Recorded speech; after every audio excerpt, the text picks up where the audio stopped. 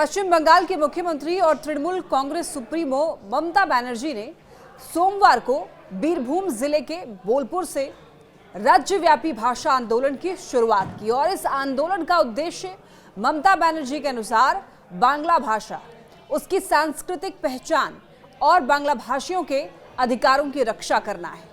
उन्होंने यह आरोप लगाया कि बीजेपी शासित राज्यों में बांग्ला भाषियों के साथ भेदभाव और अत्याचार हो रहे हैं।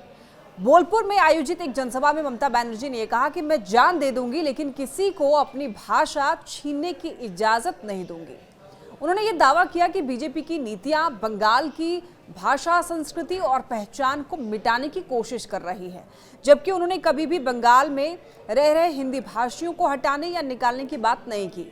ममता बनर्जी ने इस मुद्दे को सिर्फ सांस्कृतिक नहीं बल्कि राजनीतिक और संवैधानिक अधिकारों से जुड़ा हुआ बताया और केंद्र सरकार पर कई सारे आरोप लगाए हैं। प्रधानमंत्री नरेंद्र मोदी पर निशाना साधते हुए ममता बनर्जी ने यह कहा कि जब वो विदेश यात्रा पर जाते हैं तो कभी किसी से उनका धर्म नहीं पूछते, तो फिर भारत में धर्म को लेकर इतना भेदभाव क्यों?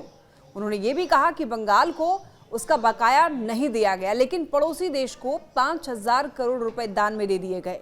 ममता बनर्जी ने एनआरसी को लेकर के भी केंद्र सरकार और चुनाव आयोग पर सवाल उठाए हैं। उन्होंने कहा है कि केंद्र सरकार बिहार में चल रही मतदाता सूची के विशेष गहन पुनरीक्षण यानी कि एसआईआर जैसे अभ्यासों के जरिए पिछले दरवाजे से एनआरसी लागू करने की कोशिश कर रही है। उन्होंने स्पष्ट रूप से दोहराया है कि बंगाल में ना तो एनआरसी लागू होगा और ना ही किसी तरह का डिटेंशन सेंटर बनेगा। मुख्यमंत्री ने इस दौरान बूथ लेवल ऑफिसर्स यानी कि बीएलओस को भी परोक्ष रूप से चेतावनी दी है। उन्होंने कहा है कि आप राज्य सरकार के कर्मचारी हैं, मतदाता सूची से किसी भी प्रामाणिक वोटर का नाम न हटाए, लोगों को बेवजह परेशान न किया जाए। ममता बनर्जी ने इस दौरान बांग्ला भाषा की वैश्विक उपस्थिति का उल्लेख करते हुए ये कहा है कि बांग्ला विश्व में 5वां सबसे ज्यादा बोली जाने वाली भाषा है, तो एशिया में ये दूसरे स्थान पर है। फिर भी उन्होंने ये आरोप लगाया है कि बीजेपी शासित राज्यों में बंगालियों और बांग्ला भाषा के प्रति सम्मान नहीं दिखाया जा रहा है। यानी ममता बनर्जी ने भाषा आंदोलन की शुरुआत करके बीजेपी की नीतियों, एनआरसी और भाषिक पहचान से जुड़े हुए मुद्दों पर सीधा सीधा हमला बोला है। ये आंदोलन राजनीतिक, सांस्कृतिक और प्रशासनिक तीनों ही स्तर पर असर डालने की कोशिश कह सकते हैं।